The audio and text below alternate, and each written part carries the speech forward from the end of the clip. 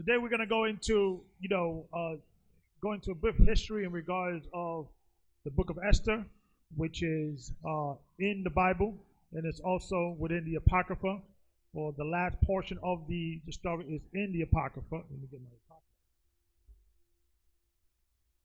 And we're going to just go into a brief history since, we're going to be celebrating this coming Tuesday and Wednesday, which is the 2-day feast, Purim. Of course, we're doing a dinner today to celebrate Purim a little earlier due to the fact that most of us are working during the week. So we decided to do a little feast today just to collaborate among ourselves. But actually, this Tuesday sundown to Thursday sundown, which is a 2-day feast, is actually a memorial or remembering, so to speak, what the Most High did in using the young woman Esther and also Mordecai in the days of we were in captivity under the Persian and the Medes. So we're gonna jump right through it, and then we're gonna continue it in the Apocrypha, and then the Apocrypha, as you know, was taken out, I believe, by the Protestants in the early 1900s, I think 1928, something like that. And there's a reason why they did that. Now, when they asked the so-called Jews, the Masoretes, during that time, very early on, within the I would say the 4th and 5th century, the so-called Jews began to, at that time, they even before the Khazars, the Judaism leaders were taken over by King Herod. He began to appoint the high priests, not Levites, Gentiles in those positions. And basically those positions were positions of people that could pay and they have the money to be in that position. And then when you keep going down to history, the Iranian dynasty, they kind of went into Rome and kind of established there, and that's when they established the Masoretes. Okay? At that time, the Apocrypha was part of the Old Canon, the Old Testament. And into a process of time, the Apocrypha began to be removed after the Christians were using the Apocrypha to bring forth Christ, or prophesizing about Christ. Also, the Septuagint, which is the Greek Old Testament, at one point it wasn't also accepted, and then eventually it was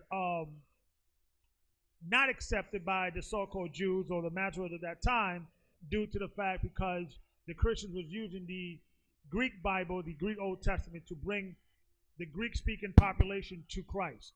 So the Hebrew language began to be a language that was not spoken by the populace. It was only a language that was spoken by the priests or the upper echelon or within the Hebraic community.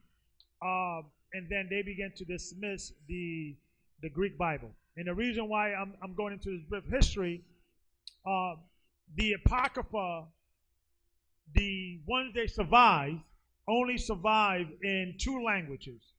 In the Coptic language of Egypt or of Ethiopia, and also in the Greek language. So there was no copy in its totality that survived within the Hebrew language. So most of the Apocrypha books only survive in the Greek. So, and I'm going into this history. I'm going to kind of set up into my point. You'll get it, at the end. That's the reason why you will not find the Apocrypha even in what you consider the Masoretic text, for instance. And because the Masoretic text, their argument was, we cannot translate the Apocrypha because we do not have a Hebrew version of the Apocrypha. We only have a Greek version. So they decided not to translate the Apocrypha, because that's the history of that. Why, if you go and get a Old Testament Bible, Hebrew Masoretic Bible, it will not have all the books of the Apocrypha. I think it has some, but it doesn't have all of them. That's the reason why you may not see it. But it did survive in the Septuagint, the Greek Bible, because they translated from Hebrew to Greek. Okay, so just a quick history. Now, the Protestants removed those books because the Protestants, when you go into the history, they were very an anti-Hebraic religion or birds of Christianity. All the Christians all the Gentile Christians, when they began to convert to the Protestant side and eventually take over our records, they began to become or rationalize the argument that the Jews had their chance. They were God-chosen people at one point, but they rejected and killed the Messiah, so therefore they are cursed people. Now it's our chance. It's called replacement theology, right? So when you go into the history, many of the Protestants were very anti-Hebraic. They had a lot of anti-Hebrew sentiment in their doctrine. So what they say, well, since this Bible or the Apocrypha cannot be found in the Hebrew, we're going to remove it out of the King James Bible. So in 1928, they removed it. But prior to 1928, most King James Bible in America had the Apocrypha. To kind of give you the history why it's not there, okay? But it's a valid history, right? Okay, so let's set the scene. Babylon, Nebuchadnezzar and his son was destroyed. There were no more the gatekeepers. There were no more the superpower. It was the Persian and the Medes that now kind of took over the scene. They took over Iraq. They took over India. They took over those areas. And now the Persian and Medes are the new big boys in the block. Okay, so we were slaves under Babylonians. Now we are slaves under the Persian and the Medes. Okay, so let's read. And when the days were expired, the king made a feast unto all the people. Come on. That were present in Shushan, the palace. Come on. But unto the great and small in the court of all the gardens of the king's palace. Come on. Where were white, green, and blue hangings fastened with cords of fine linen. Come on. And purple to silver rings. And pillars of marble. Come on. The beds were of gold.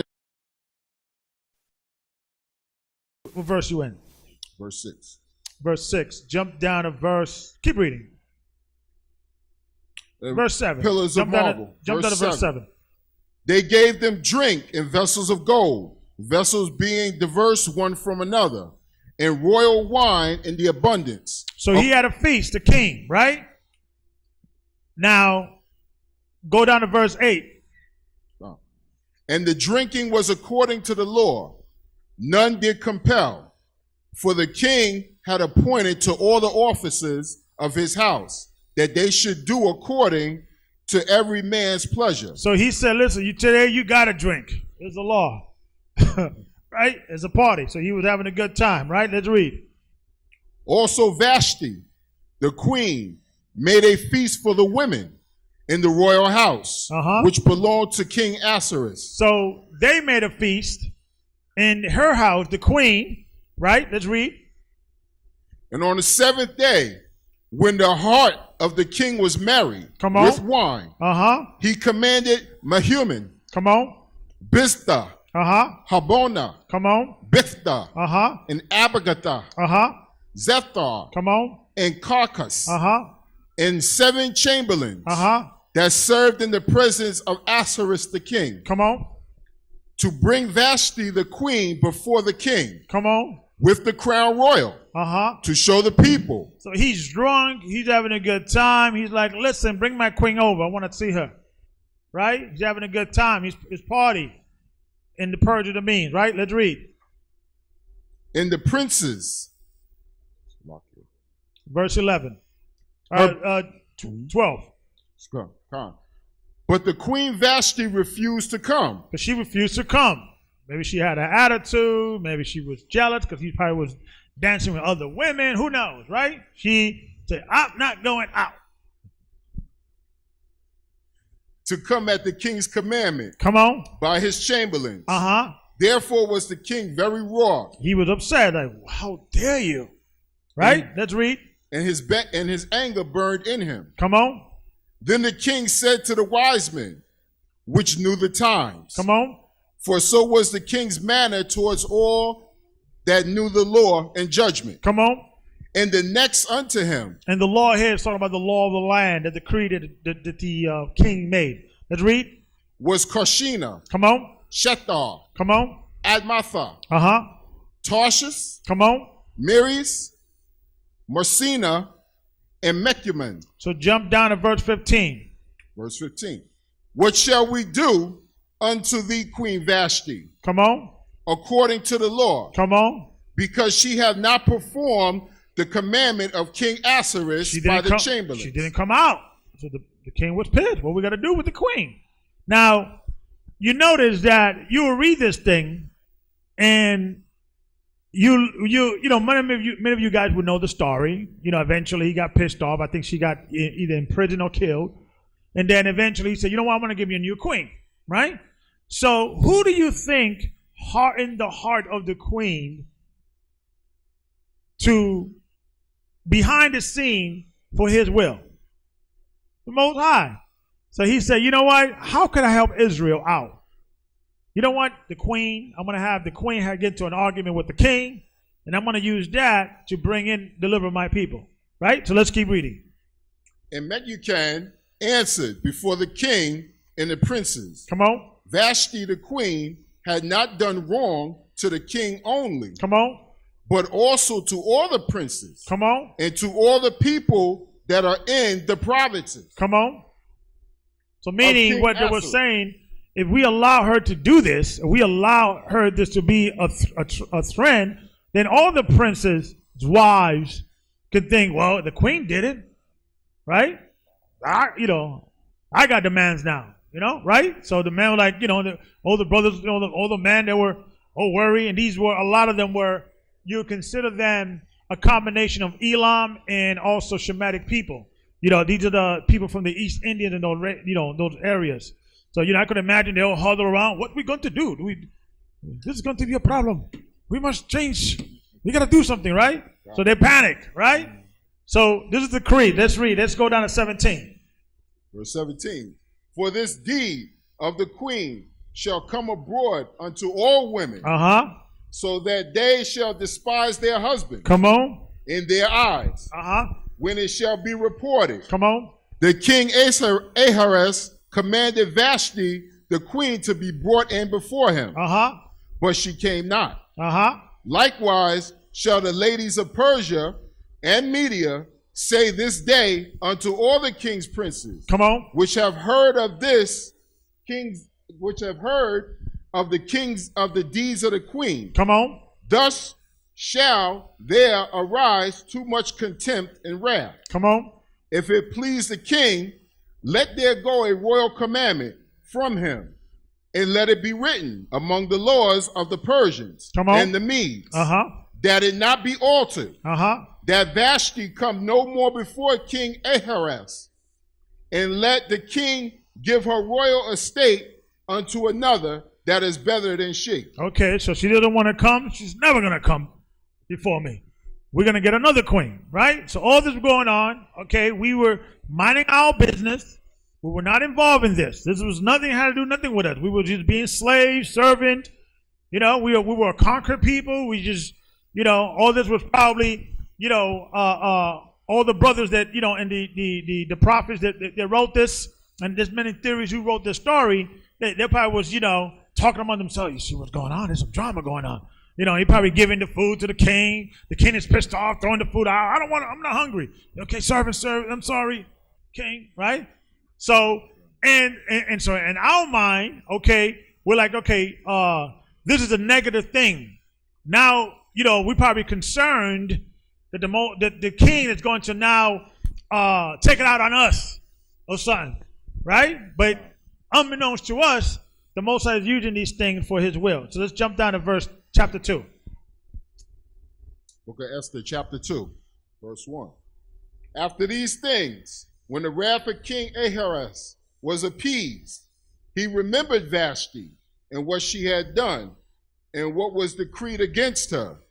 Then said the king's servants that ministered unto him, let there be fair young virgins sought for the king. Okay, so now he's like, I got to get me a new bride, right? So let's jump down to verse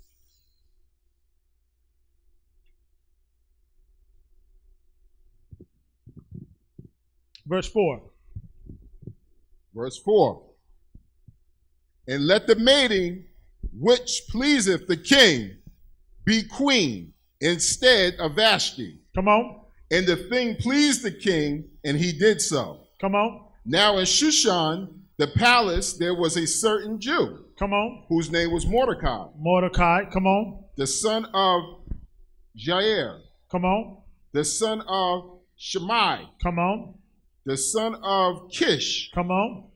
A Benjamite. He was from the tribe of Benjamin. Now, to show you that the term Jew at this time was someone of any tribe that were part of the house of David or the Judean or Jerusalem. That there was, when the children of Israel split into two kingdoms, you had the northern, which was called the children of Israel or the kingdom of Israel, and you had the southern, which was called the kingdom of Judah. Anybody was, it doesn't matter what tribe you were from, you will call yourself a Jew, a Judean, okay, from the tribe of Simeon, Gad, whatever tribe you was with. Now, the majority of the northern tribe were scattered, were taken to across the Euphrates River, and they'd been at this point been as far as Japan. They're probably just getting themselves to around America. They'd been traveling, those areas, Alaska, Japan, Australia, okay, because even Australia can be considered the land of Ashtoreth, because when you go into the history of Australia, there is no evidence of any people living there prior to the Australians. So when the 10th tribe was saying, we're going to go to an area where no man has dwelt, is that whole area. Is Hawaii, Japan, Alaska, America, South America. That whole area was not really inhabitable until we got there, okay? And then later on, to the process of time, we used to go back and forth from Africa and also Europe, okay, and trade, okay? Christopher Columbus was the last one to discover America, not the first one, okay? Africans used to go back and forth and trade with us, and we also have of the tribes of Judah and all that, and think there were black people here in America before the white man get here. It was not only Native Americans, okay? So this whole myth that we discover America. Wait a minute, there's people here. Can you discover things, something that's been already discovered? There's civilization here. Okay. So, but at this time, it was the majority in regards of the kingdom was the tribe of Judah. Okay, or the kingdom of Judah. Let's read. Verse 6. Who had been carried away from Jerusalem with the captivity which had been carried away with Jeconiah, king of Judah. Come on. Whom Nebuchadnezzar, the king of Babylon, had carried away. Okay. Verse 7. Keep reading. And he brought up Hadassah, that is Esther. That is Esther. So many, we began to change our names due to the fact, for different reasons, because we felt that, there may be a situation that when we were born, our parents would name us a particular name. And because now the circumstances that we are living in does not represent that name, we used to change us to another name. Don't call me that. I'm not blessed with the Most High. I'm cursed with the Most High. Or I'm, exile. Or call me something else. And also, you also got to deal with cultural differences. Different land, different people began to call themselves different, and just to please the natives. And there's evidence that we began to hide the fact that we were Jews as well. Okay, so that's a whole different history. Let's keep reading. From his uncle's daughter, for she had neither father nor mother. Come on. And the maid was fair and beautiful. Come on. Whom Mordecai, when her father and mother were dead, took for his own daughter. Come on. So it was traditionally within our forefathers, and this is what we have to start doing among ourselves, that this is the equivalent of a godfather or a godmother. Okay? So, like for instance, Deacon Shamar, I'm the godfather of his daughter. So God forbid something happens, I'm going to take her as my daughter. You understand? So we have to start doing this among ourselves as well, because this was a tradition within our family. And we have to be very careful, because we may be in a situation that, let's just say for the sake of argument, we don't have nothing in writing. God forbid something happened. And then their family maybe want to take, the mother-in-law or the grandmother, and it's a legal fight.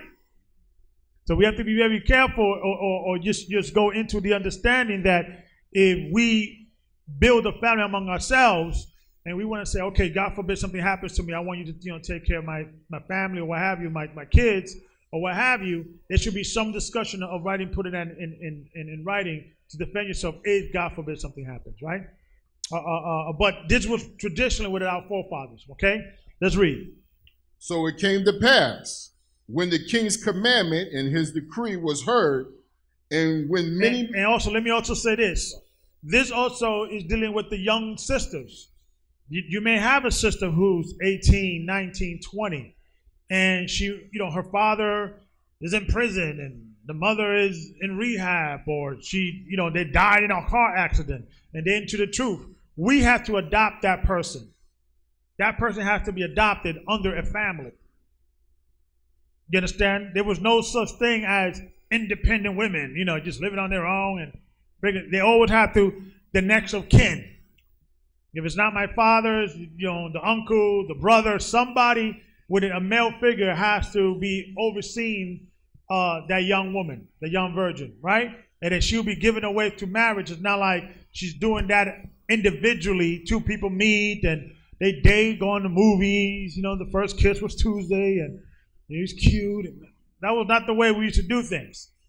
Of course, there's a courting process, but it was a community, a situation. It was the man would come to the man's house and say, man, go out with your daughter or your niece or your sister.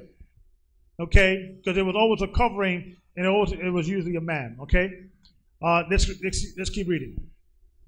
Verse 8. So it came to pass, when the king's commandment and his decree was heard, and when many maidens were gathered together unto Shushan the palace, the custody of Haggai the Esther was brought also unto the king's house. Come on. To the custody of Haggai, keeper of the women. Jump down to verse 12.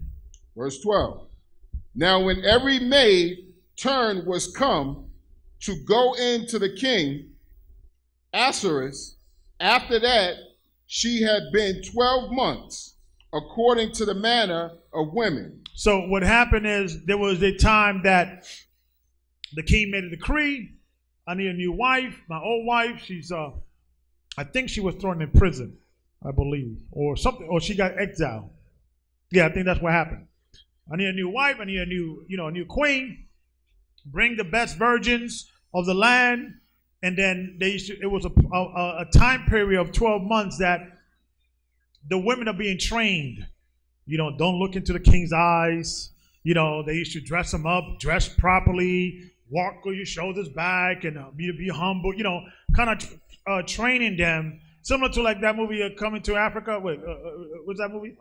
Coming to America. Yeah, that, the woman was trained from birth to be okay. What do you like? Whatever you like, my lord. What do you want to eat? Whatever you. It was that type of situation, right? So. If I was the star of that movie, it would have been a quick movie. Okay, yeah, that's the wife I want. Okay. Easy, okay. But, so now it's her turn to present herself, right? Let's read. According to the manner of the women, for so were the days of their purification accomplished, to wit, 6 months with oil of myrrh, and 6 months with sweet odors. So they were getting all lathered up, doing their hair, their nails. They were getting ready. It was like the first Bachelor, purging the means, version, right? So they were all competing because they knew, and because this meant if you're the queen, your family is going to be looking, they're going to be all right. You're going to be all right, right? So this was something that a lot of women were competing, right? So let's read. And with other things for purifying of the women. And when you read in the story, it wasn't really Esther that wanted to do this. It was really Mordecai. And then under her obedience to the man that she was, under, she obeyed and did this, right? So let's read. Verse 13. Then thus came every maiden unto the king, whatsoever she desired was given her, to go with her out of the house of the women unto the king's house. Come on. In the evening she went, and on the morrow she returned into the second house of the women. Come on. To the custody of Shashagaz, the king's chamberlain. So these chamberlains, and when you go into ancient cultures, these were eunuchs.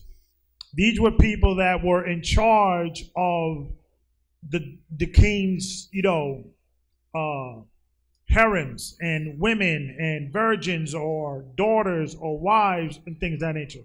A lot of these men, when you deal with outside cultures, outside of Israel, because we didn't really have that, but a lot of them were eunuchs. They used to cut their private parts at birth to make sure that there's no hanky-panky. Or a lot of these men will be homosexuals.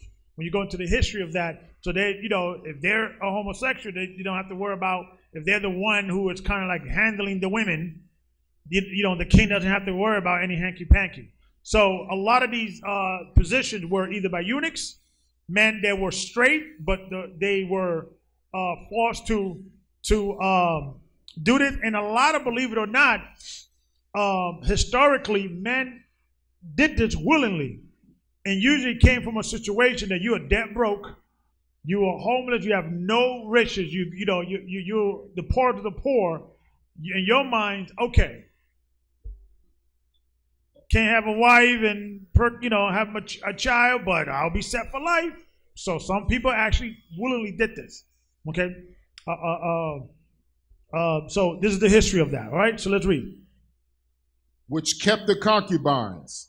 She came into the king no more. Come on. Except that the king delighted in her. Come on. That she were called by name. Come on. Now when the turn of Esther, the daughter of Abihail, the uncle of Mordecai, who had taken her for his daughter, was come to go into the king, she required nothing, but what Haggai, the king's chamberlain, the keeper of the women, appointed. Come on. And Esther obtained favor in the sight of all of them that looked upon her. Come on. So Esther was taken unto the king Ahasuerus into the house royal in the 10th month, which is the month Tebeth, in the 7th year of his reign. So when you go into these names that the writers of the book of Esther, they were using names that the Babylonian was using as a marker. So if I'm in America and I say, well, the Passover is on the 14th day at sundown, the month of March on the 24th day. But it's really that's not really the name that the Most High gave that month. So what happened is after we came out of Babylon, those names of those Babylonian names of months stuck. And it just became traditionally, that was the name. But when you go into the history, originally the names of the month, we didn't have any names for months. It was month 1, 2, 3, 4, 5, 6, 7, 8, 9, 10, 11, 12. Okay? So you'll see like the Nisan, that's month number 1. But originally, the original name that the Most High gave the first month was what? Eber, right? Which means the corn, when the corn is coming out, right? So it's just like an evolution of our history. So let's read. Verse 17. And the king loved Esther above all women, and she obtained grace and favor in his sight, more than all the virgins, so that he set the royal crown upon her head. So she's set for life, right? She's like, yes, I'm in. Bachelor, the Bachelorette, season 1. Esther won the crown, right? So everything is set, right? So let's read. And made her queen instead of Vashti. Verse 18. Now, we don't know, there's no literature that talks about what was the mindset of Esther. You know, she was like, I got to marry this dude, you know. I got to, pay my uncle. I really wanted that cute Benjamin down the block for me, but, right? But it goes into obedience, right? And in the story, that's why these stories are, our forefathers used to keep these stories when we saw a great deal of obedience to the Most High, a great deal to honor, like Ruth, okay? Ruth, the mother released her. She said, listen, go marry, you're released. You can marry somebody else. My sons are dead. I can't give you no more sons. She said, say, no, you're my mother-in-law. I'm going to honor you. You did good for me. I'm going to, serve you for the rest of my life, regardless of whether you could give me an heir or not. Okay, so these stories are remembering within our forefathers, right? A great feat of honor, respect, and faith in the Most High. Let's read. Verse 18. Then the king made a great feast unto all his princes. Come on. And his servants, even Esther's feast. Come on. And he made a release to the provinces. Come on. And gave gifts according to the state of the king. Come on. And when the virgins were gathered together the second time, then Mordecai sat in the king's gate. So now Mordecai, he was maybe a security guard or some watch person. He probably had a position in the king's gate. Read. Esther had not yet showed her kindred, nor her people, as Mordecai had charged her. For Esther did as the commandment of Mordecai. You see that? She was obedient to the man who was over her at that time. Read. Like as when she was brought up with him. In those days, while Mordecai sat in the king's gate, 2 of the king's chamberlains, Bigthan and Teresh, of those which kept the door, were wroth. And I got to check. I think those 2 names are mentioned in other records, but I got to double check. Keep reading. And sought to lay hands on the king Ahasuerus. And the thing was known to Mordecai. So he overheard a plot against the king. He was in his position. He was probably, a soldier in the Persian and Medes army. He was standing post, and he overheard this event taking place, right? Let's read. And the thing was known to Mordecai, who told it even unto Esther, the queen. So now he reported to the queen. Now, check out this situation. Here you are. This is your niece now. What's your niece? Now she's the queen.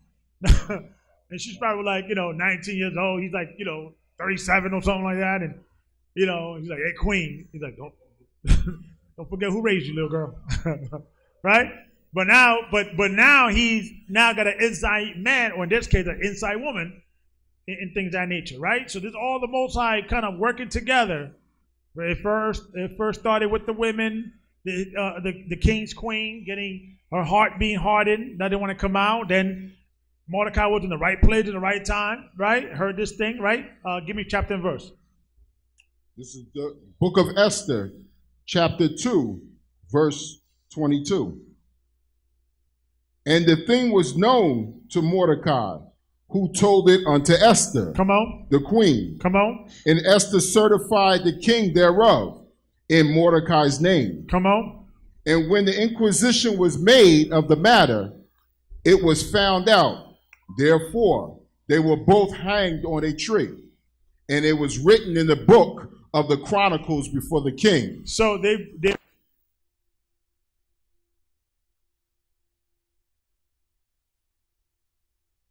plot against the king. They captured the two people, or the people that were involved, and they actually hanged them, and they recorded this in their records, right? So chapter 3, verse 1. After these things did King Ahasuerus promote Haman, the son of Ammedatha, the Agagite. The Agagite, read. And advanced him and set his seat above all the princes. Okay, so this guy is an Edomite, right? And we're going to go into the history of that. And this is a key reason why the Apocalypse is very important. And there's one of the reasons we're going to go into that, why they removed the Apocrypha. So let's just go real quick in the book of Numbers, real quick to go into Numbers 24 and 7. Let's see what that says there. Also 1 Samuel 15 and 8. To show who are these characters. The enemy of the Jews.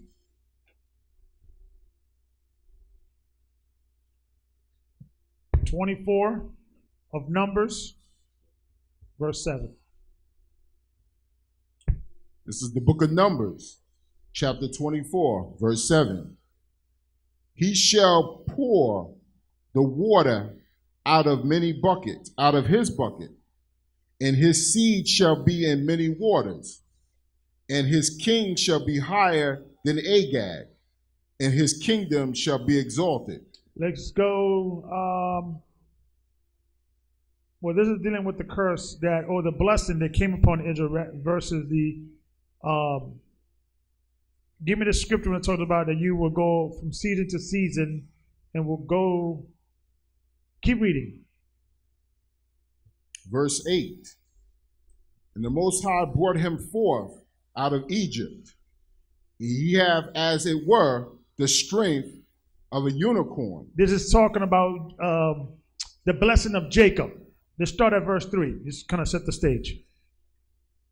This is the book of Numbers, chapter 24, verse 3. And he took up this parable and said, Balaam, the son of Beor, hath said, and the man whose eyes are open hath said, he hath said,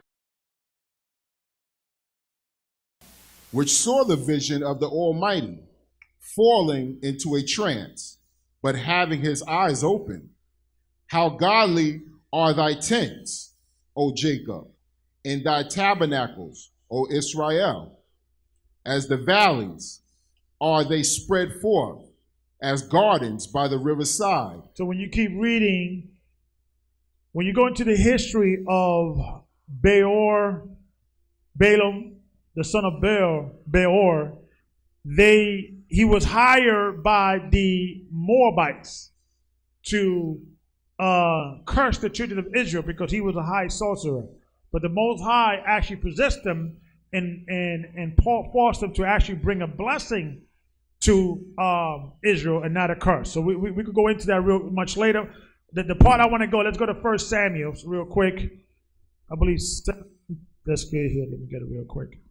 1 Samuel 15 and 8. 1 Samuel 15 and 8. To go into the history, who were 1 Samuel 15, verse 8.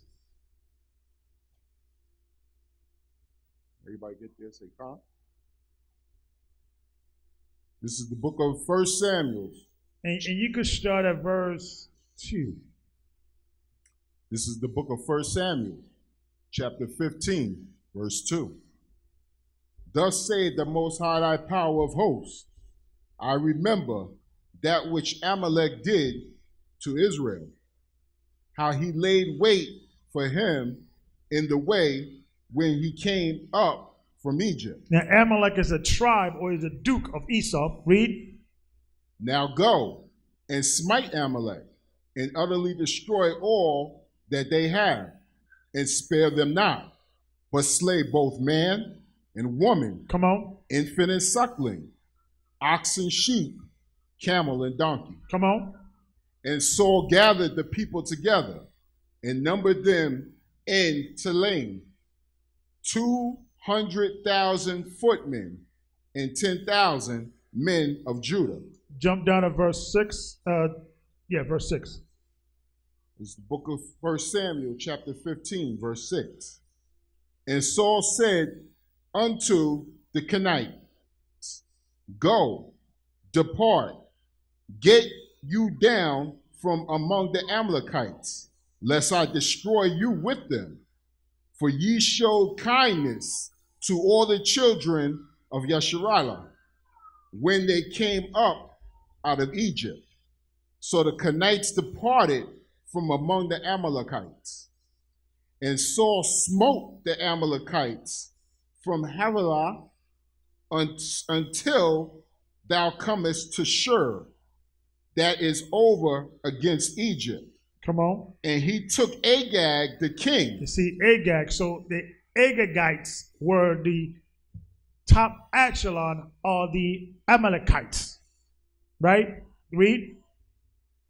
And he took Agag, the king of the Amalekites, alive, and utterly destroyed all the people with the edge of the sword. Okay, so he preserved that family, and this is Saul, and he's not supposed to have done that. That was one of the reasons why the Most High got angry at Saul, because he told Saul, kill the Agagites or the Amalekites totally. Do not let them go. Do not in any way spare them. But he didn't do that, right? But David did always. But we're going to go into the history, because a lot of people will tell you, well, the Edomites got to be destroyed, because when you go into the history, David wiped them out, right?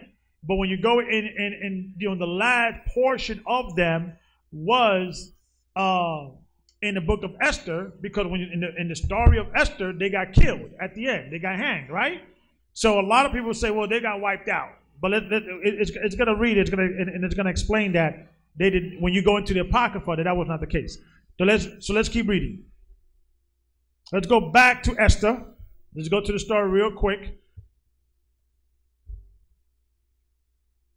Text it to me. This is the book of Esther, chapter 2, verses... No, chapter 3. Excuse me, Salakia. It's the book of Esther. So here you had an enemy of the Jews, a Gagite.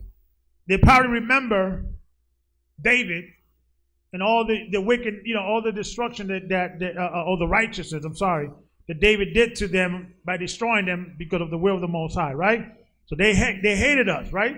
So now this guy is the second in command in the purging of the Medes. Let's read.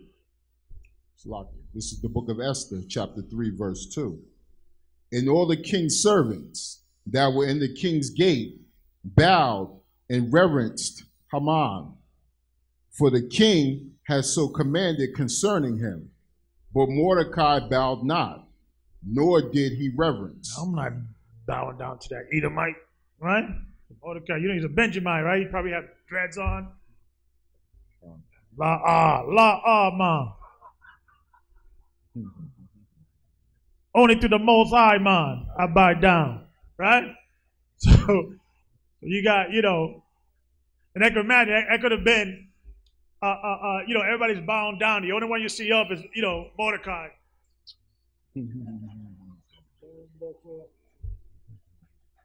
Fire! I'm not bowing down to nobody. Benjamin he might have had a little hat inside. You know me? You know me? You know my power? Like, I'm not bound out to that fool, right? So come on, keep reading. Verse 3. Then the king's servants, which were in the king's gate, said unto Mordecai, Why transgresseth thou the king's commandments? Come on. Now it came to pass, when they spake daily unto him, and he hearkened not unto them, that they told Haman to see whether Mordecai his matters would stand. For he had told them that he was a Jew. Now come on. And when Haman saw that Mordecai bowed not, nor did him reverence, then was Haman full of wrath. Come on. And he thought scorn to lay hands on Mordecai alone, for they had showed him the people of Mordecai, wherefore Haman sought to destroy all the Jews that were throughout the whole kingdom of Ahasuerus. Even the people of Mordecai. In the first month, that is the month of Nisan, in the 12th year of King Ahasuerus. So you noted how they always have to identify the month, the first month, which is the month of Nisan, from the perspective of their country or the Persian Medes. Because when you go into the Babylonian records and the Persian and the Medes records, and you look of their recordation of their months, is Nisan, is all those names that you see modern Jewish people call upon those names. But those were not the original names, okay? So let's read. In the 12th year of King Ahasuerus, they cast Purim, that is the lot, before Haman, from day to day and from month to month. To the 12th month, that is the month Adar. And Haman said unto King Ahasuerus, there is a certain people scattered abroad and dispersed among the people in all the provinces of thy kingdom. So this is the origin of Purim, because Purim means cast lots, right? So the origin is that we turn the table of our mouth. So we're going to go into that. Keep reading. And their laws are diverse from all people. Neither keep they the king's laws. Therefore, it is not for the king's profit to suffer them. Keep reading. Verse 9. It is pleased the king, let it be written that they may be destroyed, and I will pay 10,000 talents of silver to the hands of those that have charge of the business. So here's the king, right-hand man, Haman, saying, listen, king, I gotta talk to you. These Jews, they got the different laws. This one guy, Mordecai, he didn't give me any reverence. This could be a problem. Now, the king that has no idea the connection between the Jews, Mordecai, and his wife, Esther. He didn't know. He just thought he had no idea, right? So to show you, when you go into those areas, because at that time, you had all kinds of different racial groups, particularly at that time, a lot of them were Hamites and also Ishlamites. You understand? So it could you have all kinds of racial groups at that time that you don't know who was who and what tribe unless you knew their history. Okay? So let's read. Verse 9. And I will pay 10,000 talents of silver to the hands of those that have charge of the business, to bring it unto the king's treasury.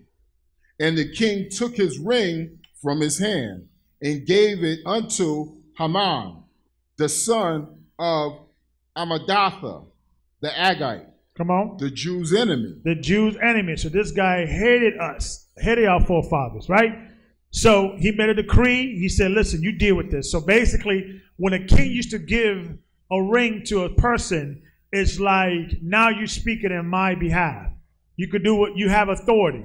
So if I walk into a room with the king's ring, I could just show you, it's like, oh, okay, that's like the king speaking. So he had full authority to deal with the situation. He was like, okay, you deal with this, right? So jump down to verse 4, chapter 4, verse 1. It's the book of Esther, chapter 4, verse 1. When Mordecai perceived all that was done, Mordecai rent his clothes and put on sackcloth with ashes and went out into the midst of the city. So now he's upset because at one point he thought, I thought we had it good because Esther, my niece, is now the queen. But now I got to deal with this nincompoop, Haman, who is the right-hand man, and he got now the king's ring. And he hates my guts. So he's like, he should have been, if he had faith, he'd be like, this is all the Most High's will. Let me deal with this. Let me pray and fast. Right? Because all the Most High's will. Let's read. and cried with a loud and bitter cry. And if he was at that time in a level more, spirituality, he'd be like, okay, I know why Esther's the queen. The Most High, okay, I see what the Most High was trying to do this, because the Most High knew that Haman would eventually, he was working behind the scene, unbeknownst to Mordecai and the Jews. So the Most High said, okay, the Jews' enemy is going to become the second in command in that kingdom. I need to protect my people. Bring Esther, let her work it out, that Esther will become the queen. So automatically he should have been like, okay, I see how the Most High is working here. Let's read. Verse 2. And it came even before the king's gates, for none might enter into the king's gate clothed with sackcloth. Come on. And in every province, whithersoever the king's commandments and his decree came, there was great mourning among the Jews, and fasting, and weeping, and wailing, and many lay in sackcloth and ashes. So Esther's maids and her chamberlains came. So a lot of them probably did not understand really the relationship that the king had with Esther. The king loved Esther. So, eventually when the Most High put the light bulb, boom, to Mordecai, he was like, wait a minute, let me ask Esther, the queen, my niece, right? So jump down to verse 4. Verse 4. So Esther's maids and her chamberlains came and told it to her. Then was the queen exceedingly grieved, and she sent raiment to clothe Mordecai and to take away the sackcloth from him, but he received it not. So this was a tradition of our forefathers. When we used to be mourning, we dressed in sackcloth. We just didn't take care of ourselves. We just let ourselves go because we were in mourning. Okay, so that's what's a traditional thing. Keep reading.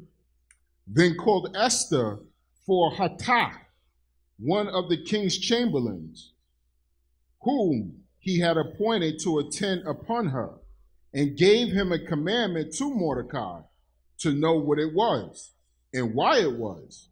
So Hathach went forth to Mordecai unto the streets of the city, which was before the king's gates.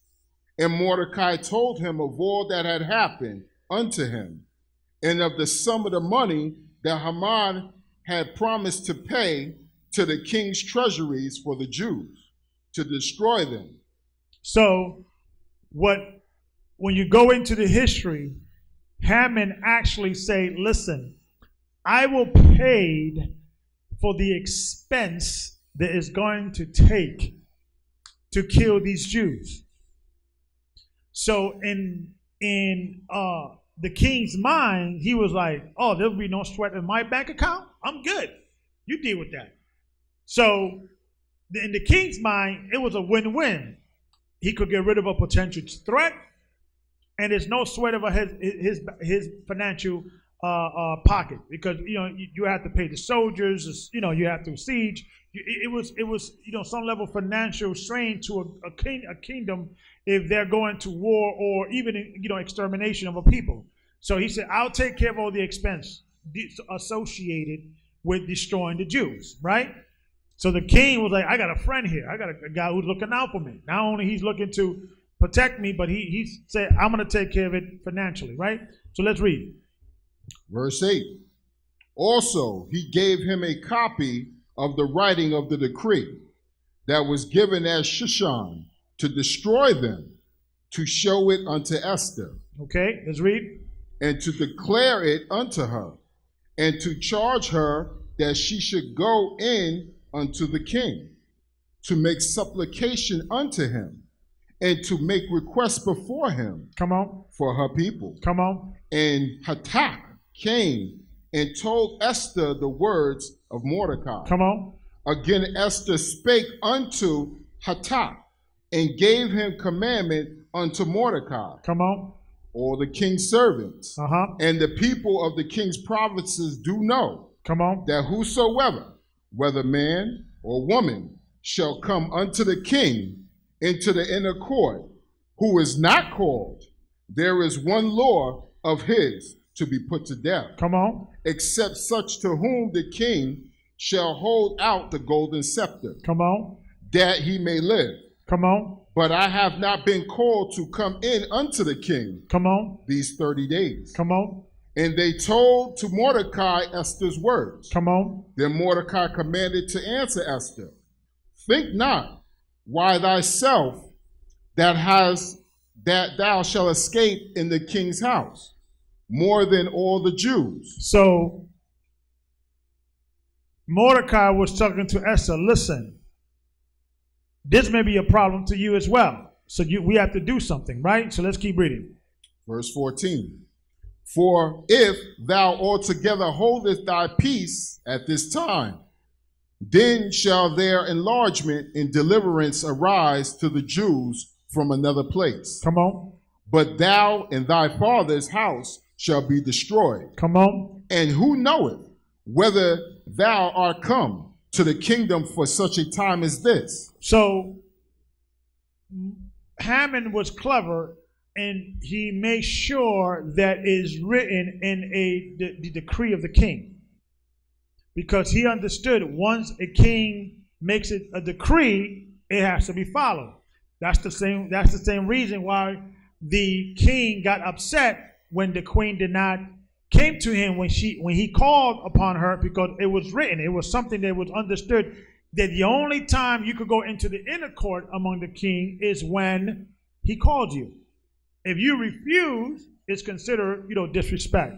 So Haman was putting things on record, because he could then use it against the king and say, listen, you put it on record. I know that your queen is a Jew, but you declared you got to destroy all the Jews. And you gave me the authority to do that. So see where he was going with this, right? So let's keep reading. Verse 15. Then Esther bade them return Mordecai this answer. Go, gather together all the Jews that are present in Shushan, and fast ye for me. Come on. And neither eat nor drink 3 days. Come on. So if you go into the pattern of something, historically, when we're about to go into a trial or tribulation, or we're in a situation that we need to seek the Father, we used to pray and fast. Every single thing we used to do, before we should do it, it was a major thing in our life. Would it be a trial or tribulation? We pray and fast. Even if you go into other writings within our forefathers or the epistles, before baptism, the person baptizing and the person being baptized, it was recommended you should fast and pray, 2 days before the baptism. So this was something that was part of our culture. Let's read. Night or day. Come on. I also and my maidens will fast likewise. Come on. And so will I go into the king, which is not according to the law. Come on. And if I perish, I perish. So if I'm going to go to the area where I'm not supposed to be unless the king summons me, because that was the law. And if I perish, I'll die. I'm going to fast, go to my loins, and I'm going to go in there. Right? So she was getting ready, and she was saying, fast for me, pray for me. I'm going to do this, life or death. I'm going to do this, right? So let's, chapter 5, verse 1. It's the book of Esther, chapter 5, verse 1. Now it came to pass on the 3rd day that Esther put on her royal apparel and stood in the inner court of the king's house. So she was not a foolish woman. Like, I want to do this. I'm going to look my best, the king's going to like, okay, I'm supposed to kill somebody who comes in without there being announcing. But damn, look at that woman. She looks, I can't kill that thing. Let me change the laws. Right? So she's like, you know what? Let me get my makeup, let me get my hair done, best dress. No, the other one. Yeah, that one, right? So she was using wisdom. The same thing when you look into the pattern. What was the other sister? Judith. She did the same thing. I'm going to go to it, and I'm on enemy lines, and I'm going to get in and kill the king. Right? So to show you that our women back in the day, they were smart, and they used their beauty for righteousness, not wickedness. You understand? So when you have sisters that were fair and beautiful and all that, they didn't use that until to take advantage and all that. But they used it for the betterment of their people, right? So let's read. And stood in the inner court of the king's house. Come on. Over against the king's house, and the king sat upon his royal throne. She's like, okay, let me just sit here, look beautiful but sad. You know, to get the right light, you know. The saint's probably walking around like, somebody in the court. She's glowing, you know, the sun is beaming, you know. He's probably just, you know, frozen it for 2-3 seconds. Like, okay, I gotta change some rule. Okay, nobody could come to the inner court except Esther. That's it, right? So let's read. And the king sat upon his royal throne. Come on. In the royal house. Come on. Over against the gate of the house. So it was a direct visual. Once he sat in his throne, you could literally see who's in the gate. And the law was, if he did not call you to go into the inner gate, you would die. So Esther was like, I'm going to get dressed up. I'm going to and I'm going to just sit there and just, you know, wait for the king to see me, because they had no time. They had to do something. The king already made a decree. Go kill the Jews. Go take care of it. I'm going to give you the ring. So when he gave Haman the ring, Haman didn't have to go back and check with the king, because the king gave him authority. You deal with it. So they had to act fast. Let's read. Verse 2. And it was so, when the king saw Esther the queen standing in the court, that she obtained favor in his sight. And the king held out to Esther the golden scepter that was in his hand. Come on. So Esther drew near. Come on. And touched the top of the scepter. Come on. Then said the king unto her, What wilt thou, Queen Esther? And what is thy request? It shall be even given thee to half of the kingdom. And you know, she probably did a great Academy Award, you know. King, oh, woe is me. What is it? You know, he was probably playing the strong man. What is it? I will kill the man who dares to. What happened? Right? She probably, you know, smelled good and what you wearing? I mean, you know, he's smells good. You know, she's crying. You know, she probably wrung it in dick, right? Let's read. Verse 4. And Esther answered, If it seem good unto the king, let the king and Haman come this day unto the banquet that I have prepared for him. Come on. Then the king said, Cause Haman to make haste, that he may do as Esther hath said. Come on. So the king and Haman came to the banquet that Esther had prepared. And the king said unto Esther at the banquet of wine, What is thy petition?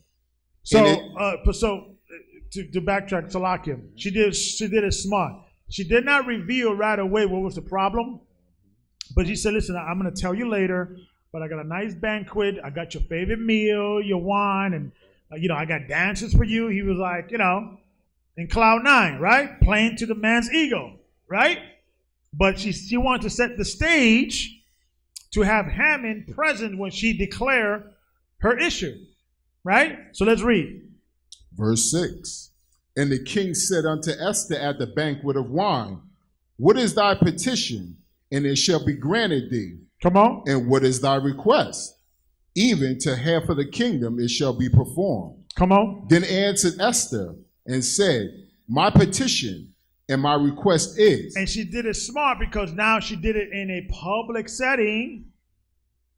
So he can't renege, playing with his what? His ego is, he said it. Whatever you want. Right? The banquet, everybody's listening. What's Esther requesting? Right? So let's read. Verse 8. If I have found favor in the sight of the king, and if it please the king to grant my petition and to perform my request, let the king and Haman come to the banquet that I shall prepare for them, and I will do tomorrow as the king has said. So she set the stage. Before I tell you, bring Haman, bring your friends. Then tomorrow I'll tell you. Don't worry about it. I'll tell you about later, right? Let's read. Verse 9. Then went Haman forth that day, joyful and with a glad heart. But when Haman saw Mordecai in the king's gates, that he stood not up, nor moved for him, he was full of indignation against Mordecai. Come on. Nevertheless, Haman refrained himself, and when he came home, he sent and called for his friends and Zeresh, his wife. And Haman told them of the glory of his riches and the multitude of his children, and all the things wherein the king had promoted him, and how he had advanced him above the princes and servant of the king. So from Haman's perspective, he thought that this banquet is to bring him honor. Oh, the king has invited me for a banquet? Oh, I'll be honored, right? So he thought, but he was being set up by Mordecai and Esther. Jump down to verse 13. Verse 13. Yet all this availeth me nothing, as long as I see Mordecai the Jew sitting in the king's gate. So he was like, I got a problem with this dude because this guy doesn't want to bow down to me. And all this is nice, but I need to kill that guy, right? So he was stuck on Mordecai. Let's read. Verse 14. Then said Zeresh his wife, and all his friends unto him, let a gallows be made of 50 cubits high, and tomorrow speak thou unto the king, that Mordecai may be hanged thereon, and then go thou and merrily with the king unto the banquet. So Mordecai, Haman, he has his plan. I'm going to set up a place to hang Mordecai, and then tomorrow I'm going to be like, oh yeah, king, by the way, those Jews that they don't want to bow down to, and respect you? This the guy, Mordecai, right? So he had a plan on his own. Jump down to verse.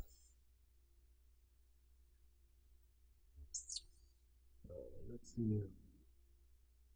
Verse 1 of chapter 6, and then we'll jump down to verse 12. So set the stage. This is the book of Esther, chapter 6, verse 1.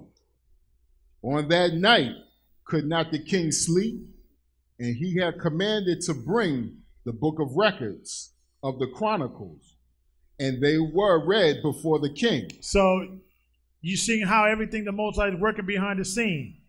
That this was years ago of the plot that Mordecai discovered, and he reported to the king, but they recorded in their record, right? And that night the Most High said, send some angels to the king. Just, they shake him up a little bit to make sure he can't sleep. He's thinking about something. He's bothered, and he just got up and be like, let me just look at the records. Something's bothering me. For some reason, I had a dream. Go get the records. It was a voice. I was in the beach, and it was a horse, and the horse spoke to me. Go get the records, or some crazy whatever. The Most High said, just make it happen, right? And it happened. So he got up, he opened the records, right? So let's read. Let's see what happens. Verse 2. And it was found written that Mordecai had told of Bigthana and Teresh, two of the king's chamberlains and the keepers of the door, who sought to lay hands on King Ahasuerus. Come on.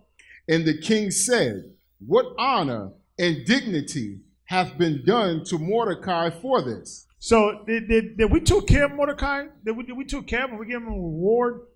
He's speaking to his people. Well, my Lord, no, nothing happened. I think we just gave him a handshake and said, good job. Report tomorrow at 3, whatever. Nothing happened to him, right? So the king was like, you know what? We got to do to this guy Mordecai. Let's read. Then said the king's servants that ministered unto him, there is nothing done for him. Mm-hmm. And the king said, who is in the court? Now Haman was come into the outward court of the king's house to speak unto the king, to hang Mordecai on the gallows that he had prepared for him. So he's in the outer court because he's not allowed to go into the inner court. So he's waiting to speak to the king, and the king will summon him then he could go to the inner court, right? So simultaneously, his servants tell him, hey, Haman is outside in the inner court waiting to speak to you. So let's read. Verse 5. And the king's servants said unto him, behold, Haman standeth in the court. And the king said, let him come in. Come on. So Haman came in. And the king said unto him, what shall be done unto the man whom the king delighteth to honor? Come on. Now Haman thought in his heart, to whom would the king delight to do honor? Come on. More than to myself. Come on. And Haman answered and said, king. So, and the king thought that Haman knew about this, and he was kind of speaking about Mordecai, about bringing honor to Mordecai, and Haman thought it was talking about him, right? So now Mordecai, I thought Haman thought that the king was, being cute or what have you, and Haman was like, well, my lord, if you want to honor a man with honor, well, you could give him this, you could give him that, but he thought he was speaking about himself, the king, right, or speaking about him. Let's keep reading. Verse 7. And Haman answered the king, for the man whom the king delighteth to honor, let the royal apparel be brought. So in his mind, the king was saying to Haman, I'm looking to honor a man. What should I give him? And he thought that he was speaking about him. So he was like, okay, let me use this opportunity to increase my authority in the kingdom. Let's read. Which the king useth to wear. Come on.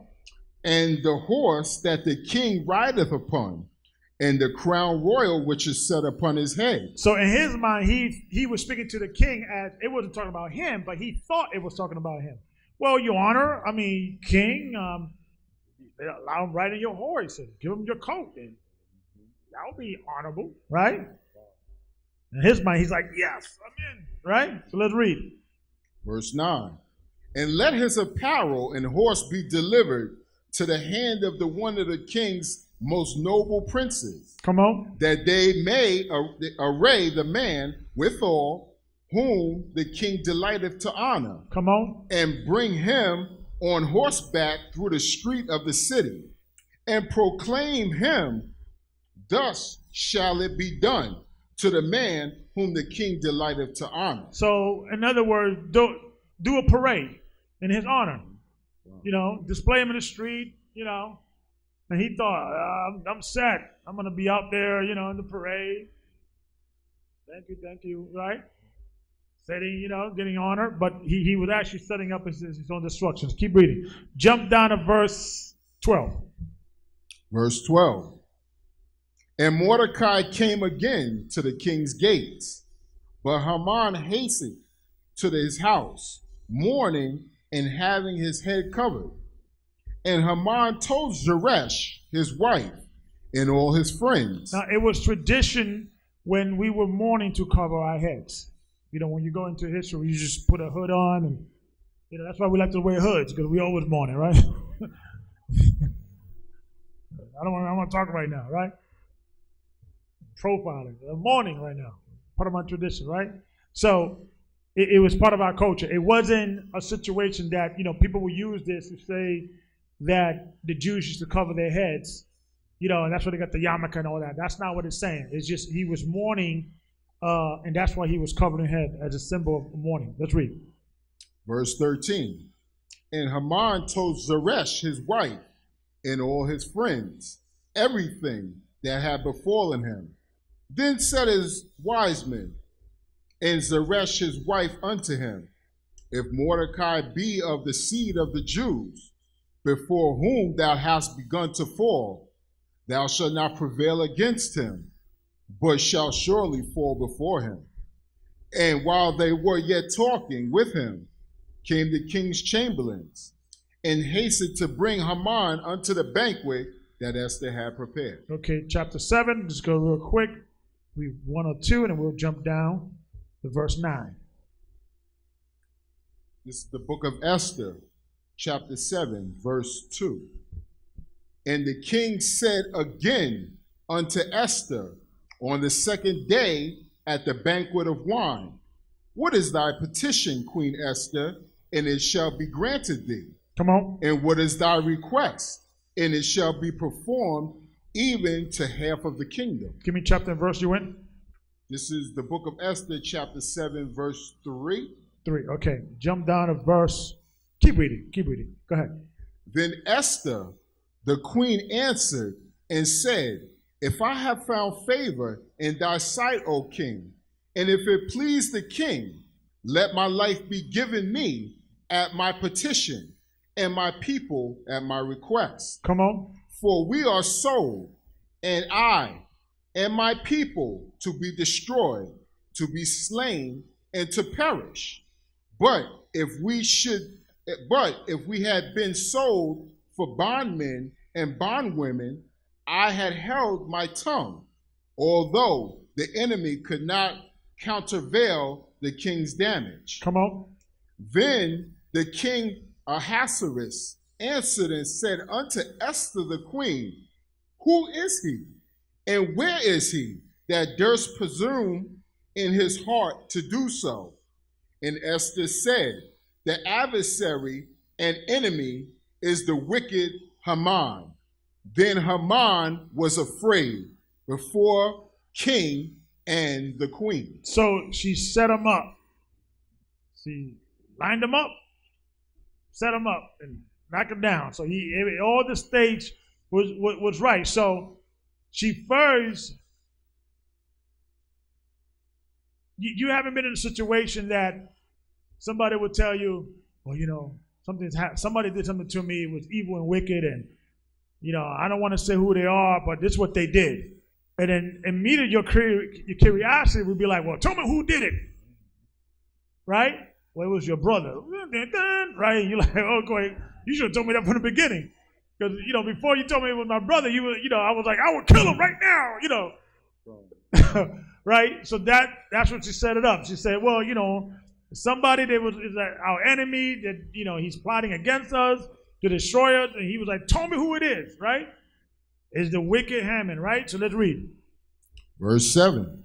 And the king, arising from the banquet of wine in his wrath, went into the palace garden. And Haman stood up to make request for his life to Esther the queen, for he saw that there was evil determined against him by the king. So he's like, my plot has been discovered. Right? Let's read. Verse 8. Then the king returned out of the palace gardens into the place of the banquet of wine, and Haman was fallen upon the bed whereon Esther was. Then said the king, will he force the queen also before me in the house? As the word went out of the king's mouth, they covered Haman's face. Yeah, so what the king was saying, you know, well, you wanted to kill my queen too? Why you didn't tell me that these people that you were saying that they had a problem with authority were not the people of my wife, the Queen Esther? So I'm supposed to be killing her too? You see that? So let's read. Verse 9. And Harbonah, one of the chamberlains, said before the king, behold also the gallows, 50 cubits high, which Haman had made for Mordecai, who had spoken good for the king, standeth in the house of Haman. Then the king said, hang him thereon. So he said, you know what? Hang him instead, right? Chapter 8, come on. This is the book of Esther, chapter 8, verse 1. And on that day did King Ahasuerus give the house of Haman, the Jews' enemy, unto Esther the queen. Come on. And Mordecai came before the king, for Esther had told what he was unto her. Come on. And the king took off his ring, which he had taken from Haman. Come on. And gave it unto Mordecai. So he said, you know what? I'm going to take the ring of my authority from you, Haman, and give it to Mordecai. So I could have seen the face of Haman that day. You know, I could imagine, you know, Mordecai was probably doing a little dance, you know, a little reggae dance. Yeah, mom. Oh, praises, mom. Right? Right? So the plot is ticking. It's turning. The tables are turning. Let's read. And Esther set Mordecai over the house of Haman. Verse 3. Come on. And Esther spake yet again before the king, and fell down at his feet. Come on. And besought him with tears. Come on. To put away the mischief of Haman the Agagite. So she's bringing in thick now. Right? She's waiting for the right moment. He's already pissed because he's realizing the plot. He said, well, you know what? Let me bring it in thick now so I can get rid of this guy. Right? Let's read. That he had devised against the Jews. Come on. Then the king held out the golden scepter toward Esther. Come on. So Esther arose and stood before the king and said, if it please the king, and if I have found favor in his sight, and the things seem right before the king, and I be pleasing in his eyes, let it be written to reverse the letters devised by Haman. So you see now they would understand, they were dealing with the legal system of the country. Because she knew that once it's written, it's law. Reverse. So this was like an appeal, make an appeal, or renege this law and change this law. Right? Let's read. Haman, the son of Hammedatha, the Agagite, which he wrote to destroy the Jews, which are in all the king's provinces. Verse 6. For how can I endure to see the evil that shall come unto my people? Or how can I endure to see the destruction of my kindred? Then the king Ahasuerus said unto Esther the queen, and to Mordecai the Jew, behold, I have given Esther the house of Haman, and him they have hanged upon the gallows, because he laid his hand upon the Jews. Come on. Verse 8. Write ye also for the Jews, as it liketh you, in the king's name, and seal it with the king's ring. Come on. For the writing which is written in the king's name, and sealed with the king's ring, may no man reverse. Come on. Verse 9. Then were the king's scribes called at the same time. So when he said, let no man reverse, you can't now put an appeal and change. Let this be done. Okay, read. Verse 9. Then were the king's scribes called at that time in the 3rd month. That is the month of Sivan, or Sahan, on the 23rd day thereof.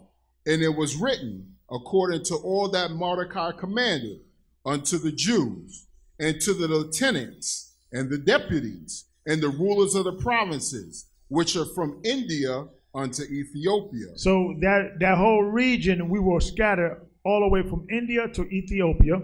Read. 127 provinces, unto every province according to the writings thereof, and unto every people after their language. And we were probably, hiding, similar to when you see these slave movies, we're hiding in the swamps. Is it safe to come out now? Right? So now the tables are turned, right? Let's read. And unto every people after their language, and to the Jews according to their writings. Come on. And according to their language. Come on. Verse 10. And so they interpret in every language in every region, because this kingdom was vast, all the way from India all the way to Ethiopia. Let's read. Verse 10. And he wrote in King Ahasuerus' name, and sealed it with the king's ring. Come on. And sent letters by post, on horseback. Come on. And riders, on mules, camels, and young dromedaries. So jump down to verse 15. This is the book of Esther, chapter 8, verse 15. And Mordecai went out from the presence of the king in his royal apparel of blue and white, and with a great crown of gold, and with a garment of fine linen and purple. And the city of Shushan rejoiced, and it was glad. The Jews had lighted in gladness and joy and honor. So that day became a feast day, and they made a decree across the land. Let's keep reading. Verse 17. And in every province. In every province. And in every city. And in every city. Wheresoever, Salakia, the king's commandment and his decree came, the Jews had joy and gladness, a feast, and a good day. Come on. And many of the people of the land became Jews. Many people converted to Judaism. So when you go into the Middle East, like the Yemenite Jews, the Ethiopian Jews, the Assyrian Jews, but the Assyrian Jews, they converted during the time of the 10 tribes. These were all converts. The Jews that are in Iraq or India. And I notice now the so-called Jews in Israel are now ignoring the real Jews and are looking to bring back the converts. You know, they're looking to bring back the converts in India. You got the converts of Ethiopia. You got the converts of Assyria. You got the converts of Yemen. These are all converts. Right? And now they are populating the land of Israel and using these converts as the prophecy of Israel returning back to their land. Everybody's fake. So do you see why Christ will say, I know the blasphemy of them that say they are Jews but are not? These were contemporary people that lived in the time of Christ. And in Revelation 3:9, he said, behold, I'm going to make of them of the synagogue of Satan that say they are Jews but are liars, come and bow down before you and know that I have loved you. So any Christian that said it doesn't matter, got to read that scripture again. All right? So let's keep reading. For the fear of the Jews fell upon them. So they feared. So let me get with the winning team. Right? They converted to Judaism and began to keep the Torah because the fear of the Jews came upon them. Let's read. It's the book of Esther, chapter 9, verse 1. Come on. Now, in the 12th month, that is the month of Adar. Come on. The 13th day of the same. Come on. When the king's commandments and his decrees drew near. Which is today, read. To be put in execution. Come on. In the day that the enemies of the Jews hoped to have power over them. Come on. Though it was turned to the contrary. Come on. That the Jews had ruled over them that hated them. Come on. Verse 2, that the Jews gathered themselves together in their cities. Throughout all the provinces of King Ahasuerus. Come on. To lay hands on such as sought their hurt. Come on. And no man could withstand them. Come on. For the fear of them fell upon all the people. So all the people that were actually chasing the Jews because there was what you consider a bounty against the Jews. So when you read, there was a disperse among the Jews that were scattered between India and Ethiopia because they were bounty. So Haman was actually paying people to bring Israelites back and killing them, right? So now the Israelites turned the table because now they're the new sheriff in town. You're the one that was want to kill me, right? You were the one that you threw some arrows at me, right? Last week. You're under arrest. You sheriff in town, right? So they turned the tables. Read. Verse 3. And all the rulers of the provinces and the lieutenants and the deputies and officers of the king helped the Jews. Come on, and everybody said, I'll help you. You know. Yeah, last week this guy, he wanted to kill your family. Right? Because they were the new converts. Just because you see people in India following Torah, it does not mean they are the descendants of Israel. Okay? Because when you go into the history, many of the 10 tribes that did not, we're going to go to the Apocrypha, went into the city or the land of Asher, stood behind. So you had a sprinkle of every tribe in the kingdom of Judah. But the majority, the other peaceable multitude, came to America, okay, and further east. Let's read. because of the fear of Mordecai had fell upon them. Come on. Verse 4, for Mordecai was great in the king's house. Come on. And his fame went out. Come on. Throughout all the provinces. Come on. For this man Mordecai waxed greater and greater. Thus the Jews smote all of their enemies with the stroke of the sword. So all the people that were teaming up with Haman, they got killed too. Jump down to verse 10. It's the book of Esther, chapter 9, verse 10. Then 10 sons of Haman, the son of Hammedatha, the enemy of the Jews, slew they. But on the spoil laid they not their hand. Come on. On that day, the number of those that were slain in Shushan, the palace, was brought before the king. Come on. And the king said unto Esther the queen, the Jews have slain and destroyed 500 men in Shushan, the palace, and the 10 sons of Haman. What have they done of the rest of the king's provinces? Come on. Now, what is thy petition? And it shall be granted thee. Or what is thy request further?